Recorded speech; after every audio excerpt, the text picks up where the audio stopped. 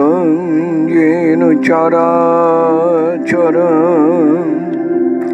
तत्पदं दर्शितं येन तस्मै श्रीगुरवे नमः। वन्देऽहं श्रीगुरुर्श्रीयुतपदकमलं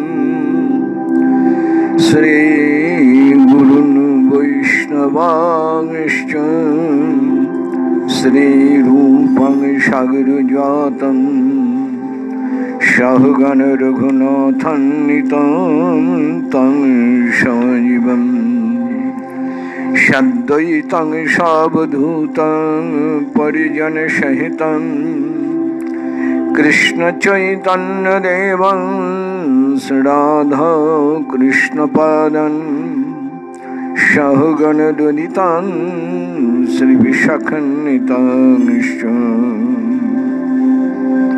वंशकल्पतरुभ्यश्च कृपा सिन्धुभ्येव च पतितानां पावनेभ्यो वैष्णवेभ्यो नमो नमः।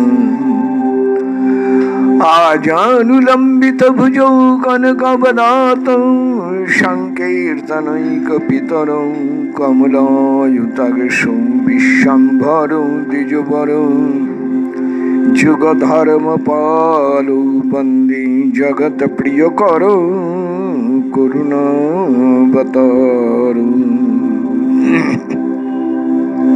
मूकं करोति वाचालं पुंगुं लङ्घयते गिरिं यत्कृपातमहं वन्दे परमानन्दमाधवम्। अनर्पितचरिं चिराद करुणयावतीर्ण कलौ समर्पयितुमुन्नतो जलरसं सभक्ति हरिपुरतो सुन्दरद्युतिकदम्ब सन्दीपित सदा हृदय कन्दरे स्फुरतु वश्यचीनन्दन। नमो ब्रह्मण्य देवाय गो ब्राह्मणहिताय च जगद्धिताय कृष्णाय गोविन्दाय नमो नमः। हे कृष्ण करुणा सिन्धु दीनबन्धु जगत्पते गोपेश गोपिकान्त राधाकान्त नमस्तुते। निताय गौर हरि बोल निताय गौर हरि बोल निताय गौर हरि हरि। अथ श्रीमद् श्री कृष्णदास कविराज गोस्वामी पाद विरचिते श्री श्री चैतन्य चरितामृते पंचदश परिच्छेदे श्री सनातन गोस्वामी पाद वर्णिते कुमनाः सुमनस्तं हि जाति जस्य पदाब्जयो सुमनो अर्पणमात्रेण तं चैतन्य प्रभु भजे। जय जय श्री चैतन्य जय नित्यानंद जय अद्वैत चंद्र जय गौर भक्त वृंद। पौगंड लीलार सूत्र करिए गणन पौगंड वयस प्रभुर मुख्य अध्ययन। पौगंड लीला चैतन्य कृष्णस्याति सुविस्तृता विद्यारंभा मुखा पाणी ग्रहणान्तं मनोहरा।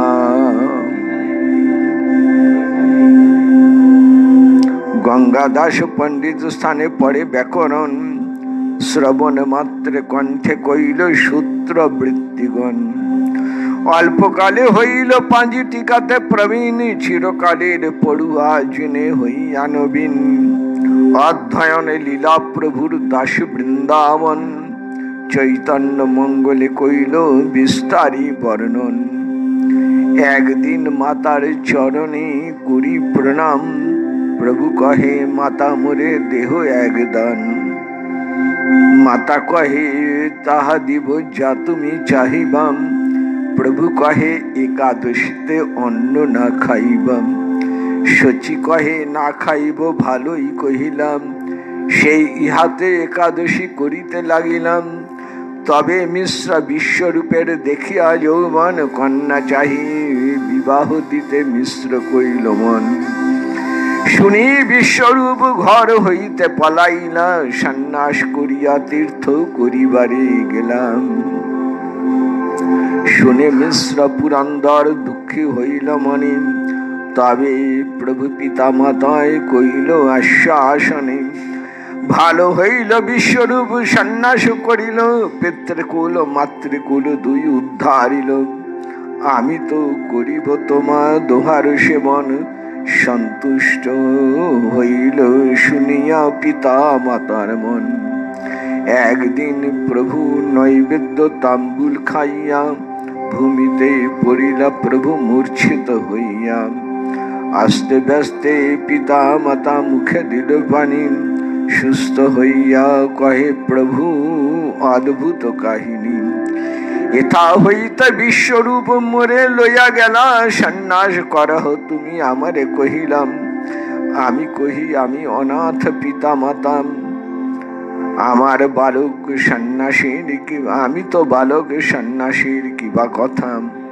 গৃহস্থ হইয়া করিব পিতা মাতার সেবন ইহাতেই তুষ্ট হবেন লক্ষ্মী নারায়ণ তবে বিশ্বরূপ ইহা পাঠাইল মোরে মাতাকে কহিল মোর কোটি নমস্কারে এই মতো লীলা করে গৌরাঙ্গ শ্রীহরি কি কারণে লীলা এই বুঝিতে না পারি কতদিন বহি মিশ্র গেল পরলোক মাতা পুত্র দোহার বাড়িল হৃদি সুখ বন্ধু বান্ধব আসি দোহা প্রবোধি নাম পিতৃক্রিয়া বিধি মতে ঈশ্বর করিনাম কতদিনে প্রভু চিত্তে করিলা চিন্তন গৃহস্থ হইলাম এবে চাহি গৃহ ধর্ম গৃহিণী বিনা গৃহ ধর্ম না হয় শোভন এত চিন্তি বিবাহ করিতে হইল মন ন গৃহ গৃহমিত্যাহু গৃহিণীর গৃহমুচ্যতে তয়া হি সহিত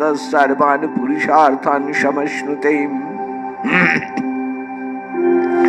দৈবে একদিন প্রভু পড়িয়া আসিতে বল্লভাচার্যের কন্যা দেখে গঙ্গা পথে পূর্ব সিদ্ধ ভাব দুহার উদয় হইল দৈবে বনমালী ঘটক শচী পাশে আইল শচীর ইঙ্গিতে সম্বন্ধ করিল ঘটন লক্ষ্মীকে করিল বিবাহ শচীর নন্দন বিস্তারিয়া কহিয়াছেন বৃন্দাবন দাস এই তো পৌগণ্ড লীলার সূত্র প্রকাশ পৌগণ্ড বয়সে লীলা বহুত প্রকার বৃন্দাবন দাস তাহা করিল বিস্তার চৈতন্য মঙ্গলে সর্বলোকে খ্যাতি হইল অতএব দিক মাত্র ইহা দেখাইল শ্রী রূপ রঘুনাথ পদের হুয়াস চৈতন্য চরিতামৃত কহে কৃষ্ণ দাস জয় জয় শ্রী চৈতন্য চরিতামৃতে আদি খণ্ডে পৌগণ্ড লীলা সূত্র বর্ণন নাম পঞ্চদশোধ্যায় হরি ওম দর্শন এতদ পাঠ ফলম শ্রবণ ফলম শ্রীকৃষ্ণার্পিতমস্তু।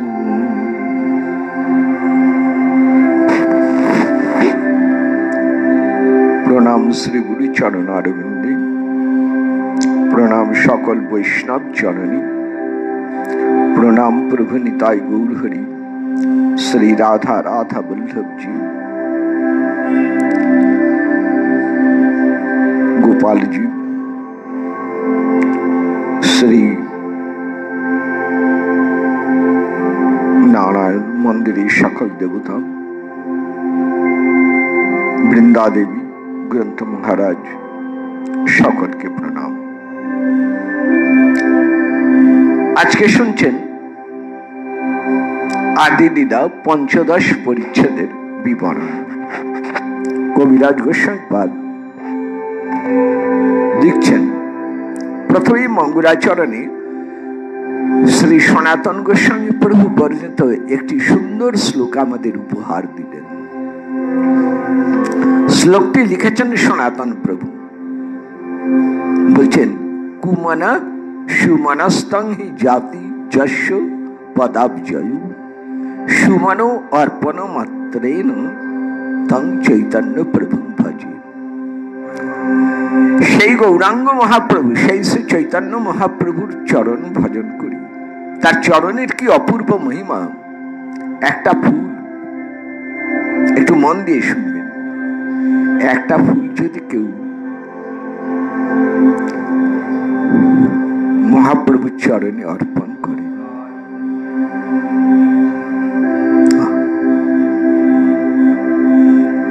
মহাপ্রভুর রাঙা চরণে যদি একটা ফুলও কেউ অর্পণ করেন,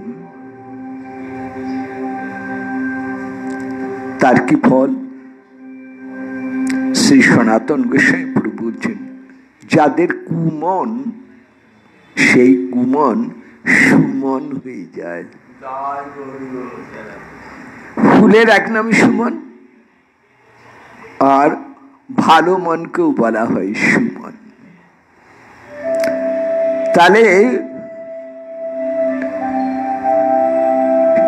মহাপ্রভুর চরণে যিনি একটা ফুলও অর্পণ করেন প্রীতির সঙ্গে, ভালোবাসার সঙ্গে,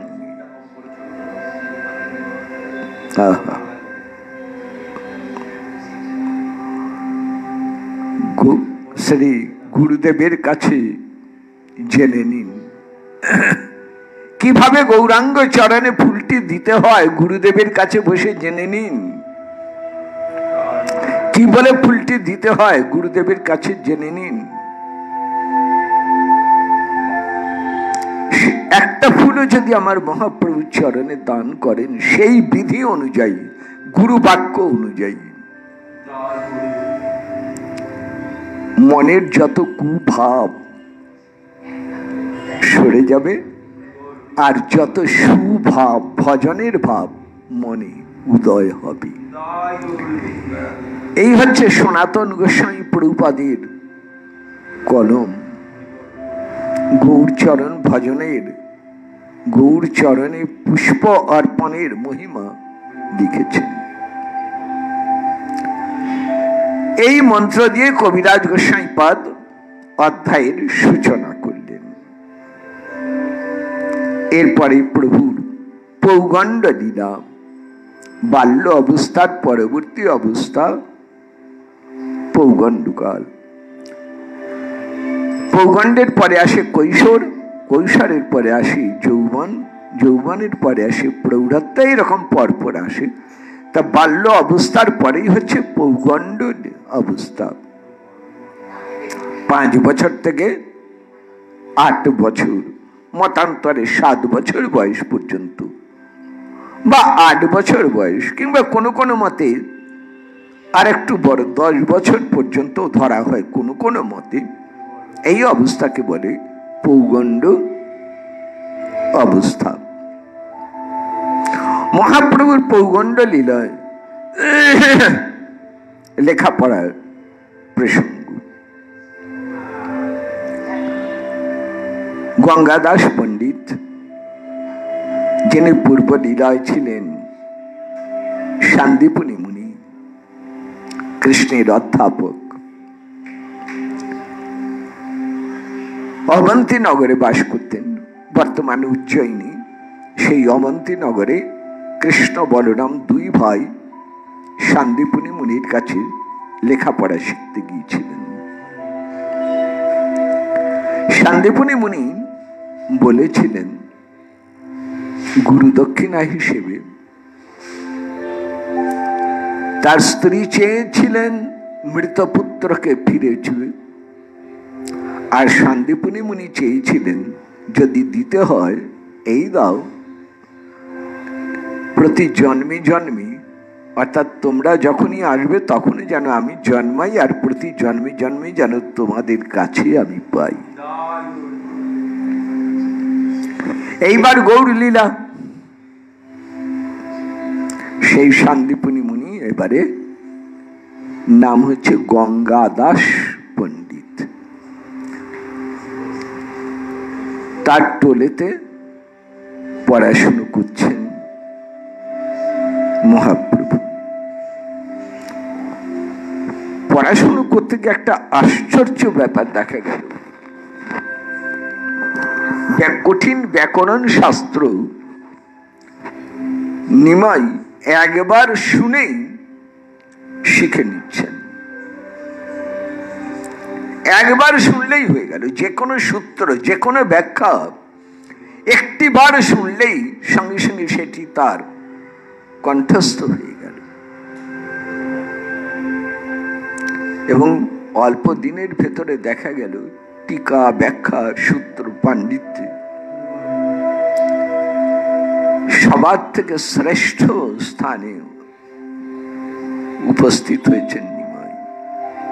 যত ছাত্রগণ আছেন নিমাইয়ের মতন আর কেউ হতে পারলেন না।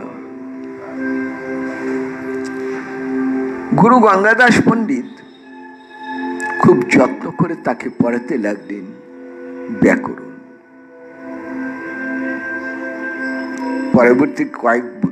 পরবর্তীকালেই আবার সেই গঙ্গাদাস পণ্ডিতের টোলেতে নিমাই আবার অধ্যাপনা শুরু করবেন। এটা পরবর্তী লীলায় শুনবো।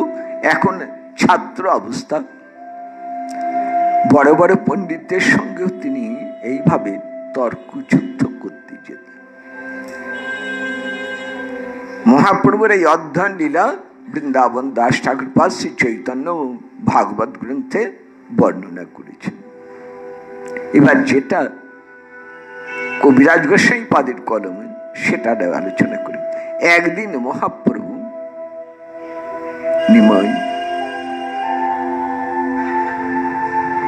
ঘরে বসে কিছু একটা চিন্তা করছেন, খুব চিন্তিত।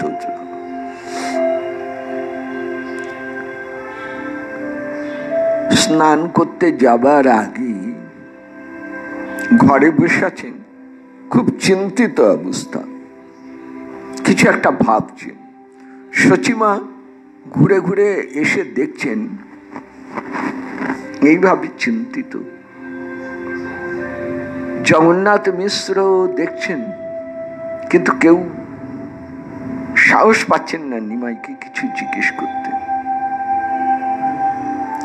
এক সময় সচিমা একটু সাহস করে কাছে এসে বললেন, বাবা নিমাই, কি ভাবছো বলো?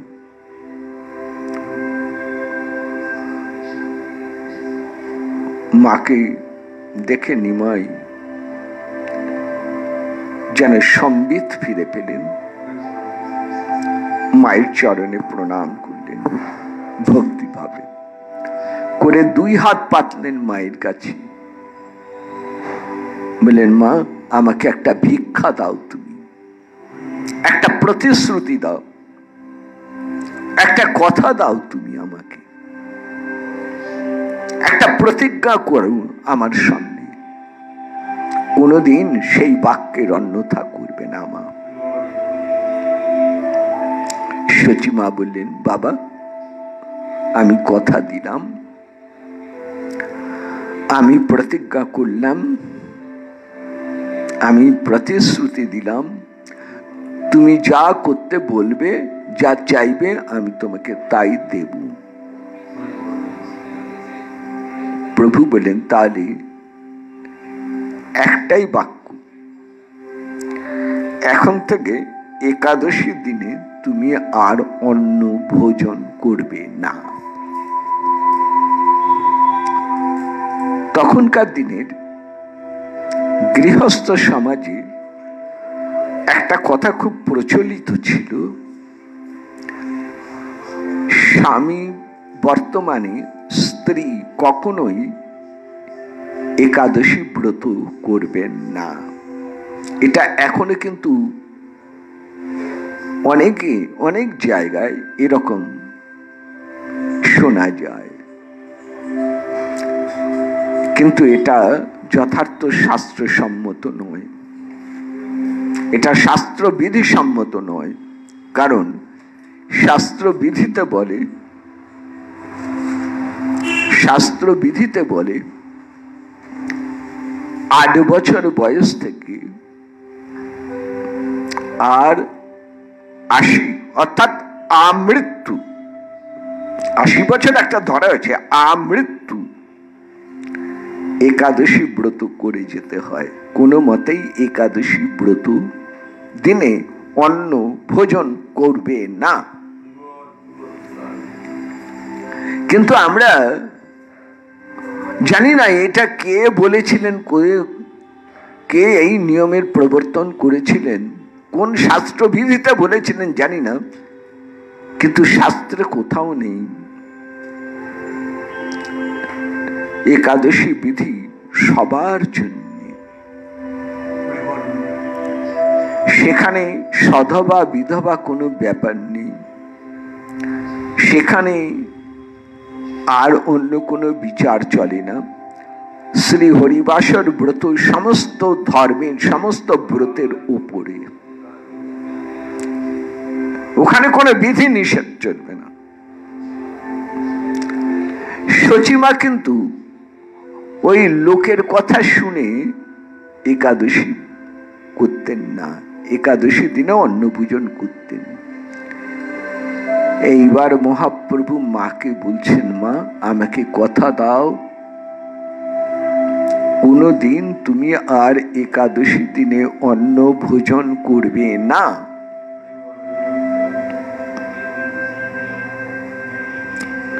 সামনে জগন্নাথ মিশ্র ছিলেন, পাড়ার মায়েরা ছিলেন, তারা শুনলেন। নিমাই বলে চলেছেন, মা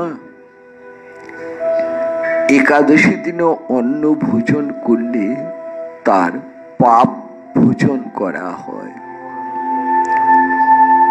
11 প্রকার পাপ, কায়িক, বাচিক, মানসিক, অর্থাৎ শরীরের দ্বারা, বাক্যের দ্বারা, মনের দ্বারা যত পাপ হয় সমস্ত পাপগুলিকে 11 রকম ভাগ করা হয়েছে। অনন্ত প্রকার পাপ, মূল ভাগ 11 প্রকার। এই 11 প্রকার পাপ জেনেও হয়, না জেনেও হয় আমাদের। পাপ কারে বলে? যাকে আমরা বলি দুষ্কর্ম, অন্যায় কর্ম, শাস্ত্রের নিয়ম ভঙ্গ করে নিজের ইচ্ছা মতন যা খুশি করার যে কর্মফল তৈরি হয় তারই বলে পাপ। পাপের বেতন মৃত্যু। পাপ কি এনে দেয়? মৃত্যু এনে দেয়। বুঝে নিন পাপের কত বড় ক্ষমতা। পাপের হাত থেকে কেউ নিষ্কৃতি পান না। পাপ করেছে ব্রহ্মা, পাপ করেছে,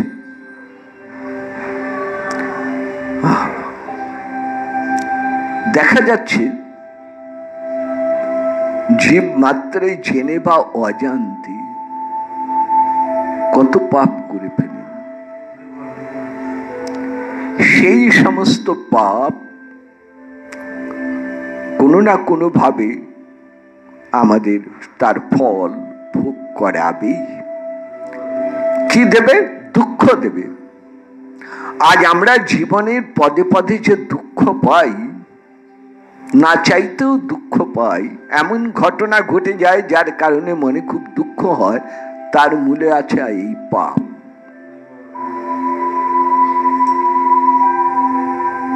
যার পাপ নেই তাকে শাস্ত্রে বলছেন পুণ্য শ্লোক। পুণ্য শ্লোক নল রাজা, পুণ্য শ্লোকা চ বৈদেহী। নল রাজা, সীতা দেবী, তাদের শরীরে কোনো পাপ প্রবেশ করতে। পুণ্য শ্লোক যুধিষ্ঠির,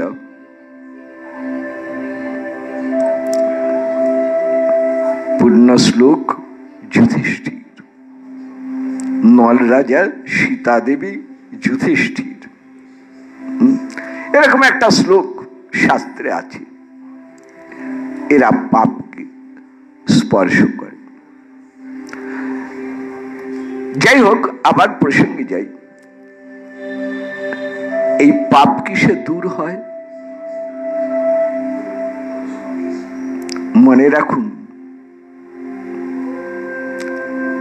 আমরা শুনছি কৃষ্ণ নাম করলে সব পাপ হরণ হয়ে যায়। শাস্ত্র বলছেন একবার কৃষ্ণ নামে সর্ব পাপ হরে। ঠিক কথা, কিন্তু তার মানে এই নয় যে আমি পাপও ছাড়বো না আর নামও করব, সেটা কিন্তু আবার অপরাধ হয়ে যাবে। সেটা পাপের চাইতে আরো ভয়ঙ্কর। অনুতাপ নিয়ে যদি কেউ নাম করেন এবং ভবিষ্যতে আর এইরকম পাপ কর্ম কখনোই করবেন না বলে দৃঢ় সংকল্পবদ্ধ যদি হন, তবেই এক কৃষ্ণ নাম তার সব পাপ খণ্ডন করে দেবেন।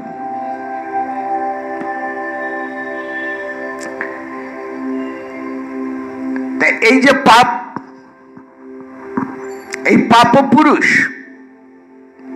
এ ছাড়ে না কাউকে, ছায়ার মতন আমাদের সাথে সাথে ঘুরে বেড়ায়। এই পাপ কি করে খণ্ডন হবে? আপনারা একাদশী মাহাত্ম্য কথা শুনেছেন। একাদশী মাহাত্ম্য কথায় আছে, কালকে শুনবেন, আবার কালকে বলবো কিভাবে একাদশীর সৃষ্টি হয়েছিল, কালকে বলবো। আজকে শুধু এইটুকু বলে দিন, এই একাদশী তিথির এমন মাহাত্ম্য যে একাদশী দিন যিনি অন্ন ত্যাগ করেন, কোনো পাপ তাকে কখনো আর ছুঁতে পারে না।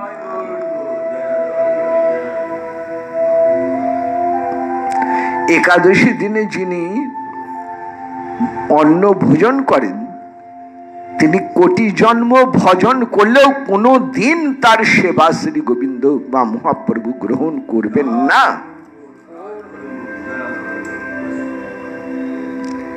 একাদশী দিনেতে অন্ন, পঞ্চশস্য, তাম্বুল একেবারেই পরিপূর্ণ বর্জন।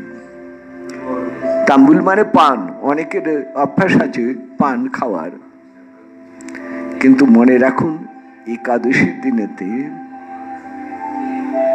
পান শব্দটাই মুখে আনতে নেই।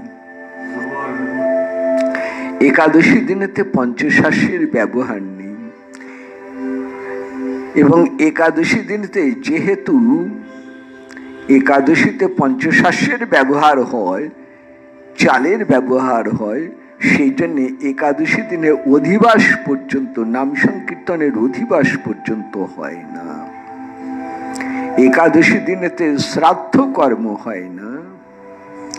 একাদশী দিনেতে বিবাহ কর্ম হয় না,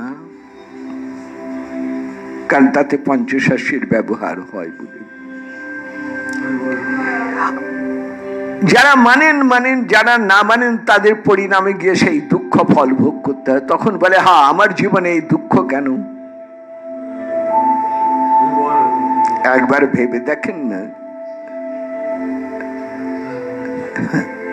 যে আমাদের কর্মফলেই আমরা সুখ অথবা দুঃখ ভোগ করে থাকি।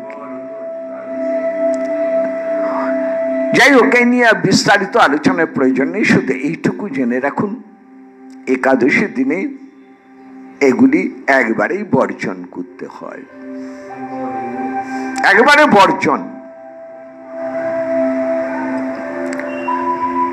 সচিমাকে তাই মহাপ্রভু বললেন, মাগু কথা দাও আমার কাছে, প্রতিশ্রুতি দাও, একাদশী দিনে তুমি আর কখনো অন্ন গ্রহণ করবে না।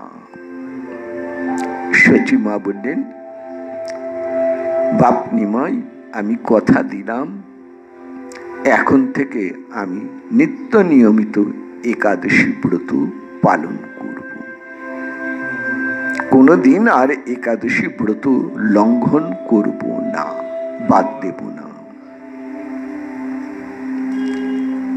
এখানে আর একটা কথা একটুখানি বলে দিই, যেটা আগামীকাল আবার শুনবেন। কোন ক্রমে যদি ভুল হয়ে যায় একাদশীর, অনেক সময় হয় আজ না কাল অন্ন খেয়ে ফেলেছেন, পরে মনে পড়েছে আরে তাই তো আজ তো একাদশী। তখন কি করবেন? পরের দিন ব্রত পালন করতে হয়। অর্থাৎ একাদশী ভঙ্গ হয়ে গেলে কোনো কারণে পরের দিন ব্রত পালন করে নিতে হয়, উপবাস করতে হয়। তো সেই হইতে শচী মাতা নিত্য নিয়মিত একাদশী ব্রত করতে লাগলেন। এরপরে এই সংসারে ঘটে গেল একটা অঘটন। মহাপ্রভুর বড় ভাই দাদা, নাম বিশ্বরূপ, স্বয়ং বলরাম আর এক রূপ বিশ্বরূপ। ছোট ভাই বিশ্বম্ভর, বড় ভাই বিশ্বরূপ। বিশ্বরূপ খুব ধীর স্থির শান্ত। নিমাই যেমন খুব চঞ্চল, বিশ্বরূপ তেমনি শান্ত। আর বিশ্বরূপের আরেকটা গুণ, কৃষ্ণ ভক্তি সম্পন্ন। নিত্য নিয়মিত ভাগবত পাঠ করেন প্রতিবেশী শ্রীবাস পণ্ডিতের বাড়িতে রোজ সকালে। তখনকার দিনে সকালে ভাগবত পাঠ হতো। প্রতিদিন সকালে বিশ্বরূপ শ্রীবাস পণ্ডিতের বাড়িতে শ্রীমদ্ ভাগবত পাঠ করতেন। কিছু বৈষ্ণব সেখানে বসে তারা ভাগবত শুনতেন। দেখতে দেখতে বিশ্বরূপের বয়স হলো প্রায় 13-14 বছর বয়স হলো। তার এবার বিবাহের উদ্যোগ করা হচ্ছে। শচী জগন্নাথ মিশ্র বলা বলি করছেন বিশ্বরূপকে এবার সংসারী করব, যোগ্য কন্যা সন্ধান আরম্ভ করে। আচম্বিতে একদিন বিশ্বরূপ গৃহত্যাগ করে সন্ন্যাসী হয়ে গেলেন। শচী জগন্নাথ মিশ্র শোকে কাতর হয়ে পড়লেন। তারা ভাবতেই পারেন নাই যে বিশ্বরূপের মনে এই রকম বৈরাগ্যের উদয় হবে। তিনি আচম্বিতে এইভাবে সংসার ত্যাগ করে সন্ন্যাসী হয়ে যাবেন, কেউ ভাবতেই পারেননি এটা। বিশেষ করে জগন্নাথ মিশ্র খুব কাতর হয়ে পড়লেন। মহাপ্রভু নিমাই মা বাবাকে আশ্বাস দিচ্ছেন, মা বাবার কাছে বলছেন আপনারা দুঃখ করবেন না। শাস্ত্রে আছে সন্ন্যাসী যে হয় বাপের দিকে আর মায়ের দিকে তার 14 পুরুষ উদ্ধার হয়ে যায়। বংশে একজন যদি সন্ন্যাসী হয়, অতএব দাদা সন্ন্যাসী হয়েছে, মাগো তোমার পিতৃকুল আর আমারও পিতৃকুল উদ্ধার হয়ে গেল দাদার সন্ন্যাসী। দেখো মা, দেখো বাবা, ভগবানের ইচ্ছে ছাড়া তো কিছুই হয় না। ভগবানের জগতে আমাদের পাঠান, আর তার যেমন ইচ্ছা তেমনি ভাবে আমরা জগতে চলি। অদৃষ্ট বা ভাগ্য রূপে তিনি লিখে দিয়েছেন ভবিষ্যতে কি হবে। সেই বিধানকে খণ্ডন করবার সামর্থ্য কারো নেই। মহাভারতে আছে বীর অভিমন্যুর মৃত্যুতে খুব শোকাহত হয়ে পড়েছিলেন সুভদ্রা দেবী। কারণ সুভদ্রার সন্তান এই অভিমন্যু। অর্জুন বিবাহ করেছিলেন সুভদ্রাকে, আর তারই একমাত্র পুত্র অভিমন্যু। কুরুক্ষেত্র যুদ্ধে অভিমন্যুকে সপ্তরথী মিলে অন্যায়ভাবে বধ করেন। যুধিষ্ঠির, অর্জুন, ভীম, নকুল, সহদেব এবং দ্রৌপদী এবং সুভদ্রা শ্রীকৃষ্ণকে জিজ্ঞেস করেছিলেন, বলেছিলেন অভিমন্যুর এই প্রকার শোচনীয় মৃত্যু, এই অন্যায় মৃত্যু মেনে নিতে পারছি না। তুমি থাকতে, তুমি যেখানে বর্তমান যুদ্ধক্ষেত্রে, তোমার চোখের আড়ালে তো হয়নি, তবে কেন আমার এই সুখ, তবে কেন আমাদের এই যন্ত্রণা? সুভদ্রা বলছেন আমার কেন এই পুত্র সুখ এলো? তখন শ্রী গোবিন্দ বললেন, দেখো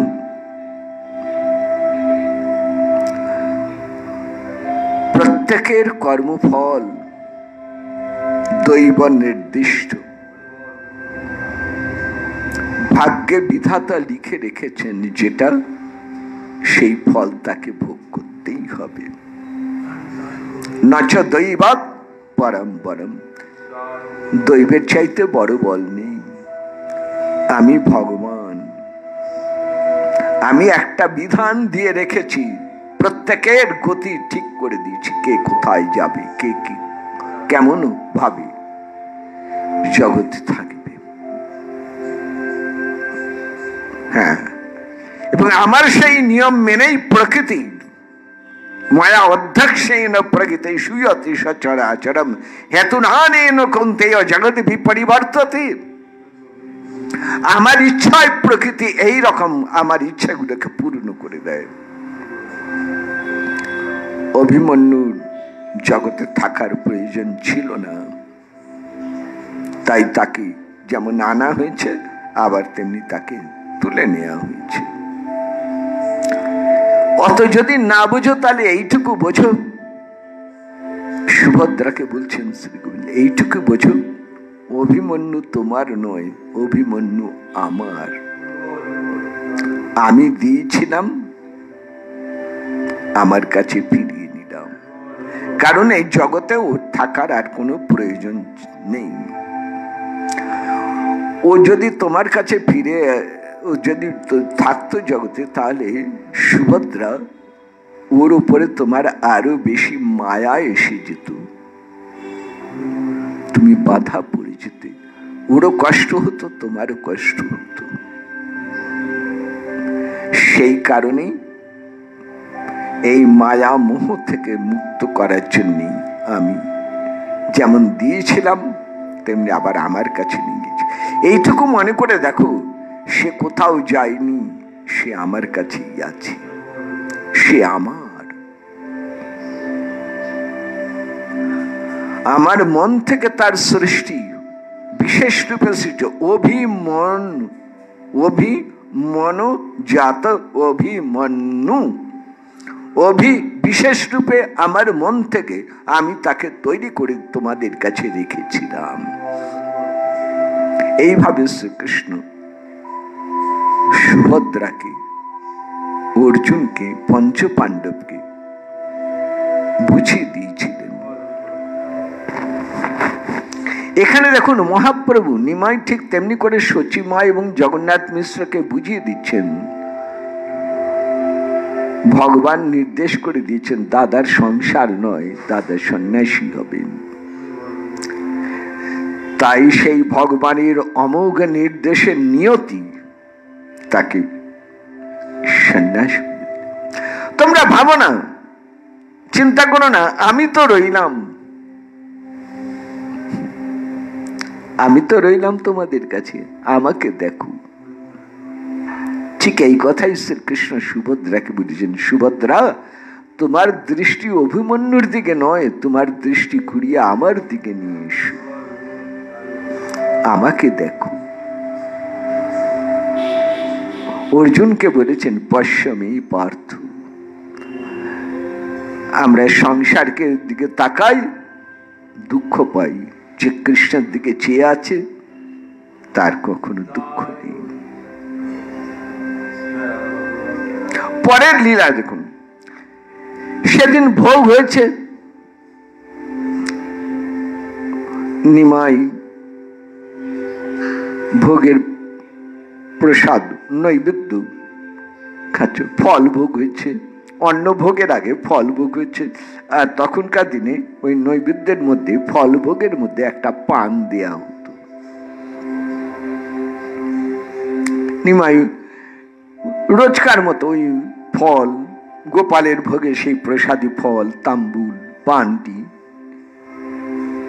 ভোজন করছেন। করতে করতে হঠাৎ মাটিতে শুয়ে পড়ে মূর্ছিত হয়ে পড়লেন। ভূমিতে পড়িলা প্রভু মূর্ছিত হইয়া। দাঁড়ানো নিমাই মাটিতে আছাড় খেয়ে পড়ে অজ্ঞান হয়ে গেলেন, মূর্ছিত হয়ে গেলেন।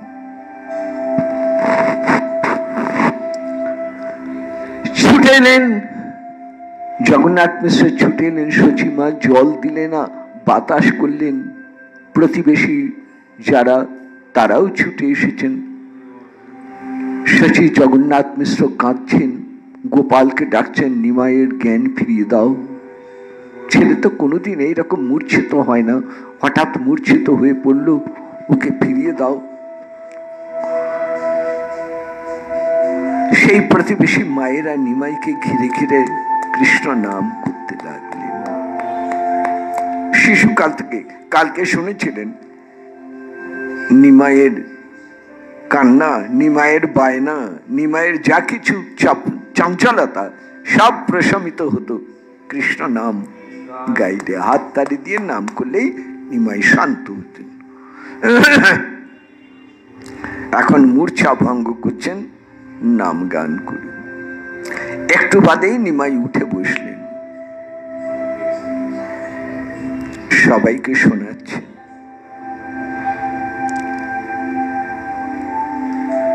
হঠাৎ দেখি দাদা আমার সামনে এসে দাঁড়ালেন। সন্ন্যাসী দাদা, দণ্ড কমণ্ডলুধারী দাদা, সন্ন্যাসী। আমাকে দেখে দাদা বলছেন, এসো ভাই,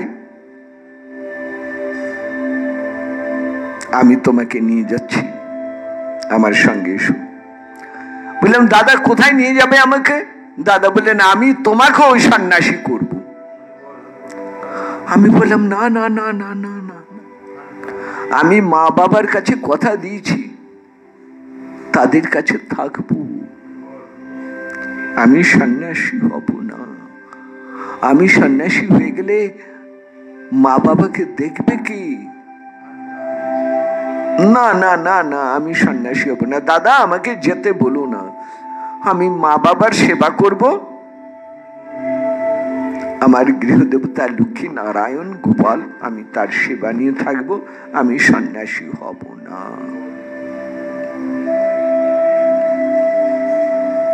দাদা তখন আমায় বললে বাবাকে বলো। বেশ তাহলে তুমি থাকো, বাবাকে বলো, মাকে বলো আমার কোটি নমস্কার। তারা আমি চলে গেছি বলে, আমি গৃহত্যাগ করেছি বলে তারা মনে ব্যথা পেয়েছেন আমার এই ব্যবহারে। তাদের চরণে আমি কোটি কোটি প্রণাম জানাই, তারা যেন আমায় ক্ষমা করেন। দাদা চলে গেলেন। কবিরাজ গোসাই পা দিচ্ছেন, কি কারণে এই লীলা বুঝিতে না পারি, কেন এই লীলা করলেন মহাপ্রভু আমরা বুঝতে পারি না। এই ঘটনার কিছুদিন পরেই জগন্নাথ মিশ্র নিত্য লীলা প্রবিষ্ট হলেন। তার কিছুদিন পরে মহাপ্রভু মনে মনে ভাবলেন এবার আমি গৃহস্থ হব। গৃহস্থ মানেই এখন আমাকে বিবাহ করতে হবে। মনে মনে ঠিক করলেন গঙ্গা স্নানে রোজ যান। মনে আছে গতকাল বলেছিলাম বল্লভাচার্যের কন্যা লক্ষ্মীপ্রিয়া দেবীর পূজা গ্রহণ করেছিলেন নিমাই একদিন। তার সঙ্গে একদিন দেখা হয়ে গেল, কোনো কথা নেই, দূর থেকে দেখা। নিমাইয়ের মন হলো বিবাহ করব। লীলাশক্তির ইচ্ছায় এলেন বনমালী ঘটক। শচী মায়ের অনুমতি নিয়ে বল্লভাচার্যের কাছে প্রস্তাব রাখলেন। সারা নবদ্বীপে সবাই নিমাইয়ের গুণের কথা জানতেন। বল্লভাচার্য অত্যন্ত আনন্দিত মনে নিমাইকে কন্যাদান করলেন। এই লক্ষ্মীপ্রিয়া দেবীর নিমাইয়ের সংসারে আগমন হলো বিস্তারিত বর্ণনা করেছেন শ্রী বৃন্দাবন দাস ঠাকুরপাদ। এখানে কবিরাজ গোস্বামী পাদ বলছেন আমি শুধুমাত্র লীলার সূত্র মাত্র একটু ছুঁয়ে গেলাম মাত্র। এই নিয়ে ৫ম অধ্যায় আলোচনা হলো। আগামীকাল ঠিক রাত্রি 8:30টায় আবার শুনবেন পরবর্তী অধ্যায়, ১৬শ অধ্যায়, ১৬তম অধ্যায়। এখন থেকে কিছুদিন রাত্রি 8:30টাতেই এই চৈতন্য চরিতামৃত পাঠ এবং পারায়ণ যে আলোচনা হবে। আপনাদের অসুবিধাও অনেকের হতে পারে জানি, কিন্তু এটুকু আপাতত ব্যবস্থা আমাদের নিতেই হচ্ছে। সেই জন্যে আর কোনো উপায় নেই, 8:30টাতেই আপনারা পাঠ শুনবেন। আবার আগামীকাল একাদশী তিথি। কালকে প্রথমে একাদশী মহিমার কথা শুনবেন, তারপরে যেমন পাঠ সেই পাঠের কথা হবে। আজ এই পর্যন্ত হয়ে রইল। নিতাই গৌর হরি বল, নিতাই গৌর হরি বল, নিতাই গৌর হরি হরি বল।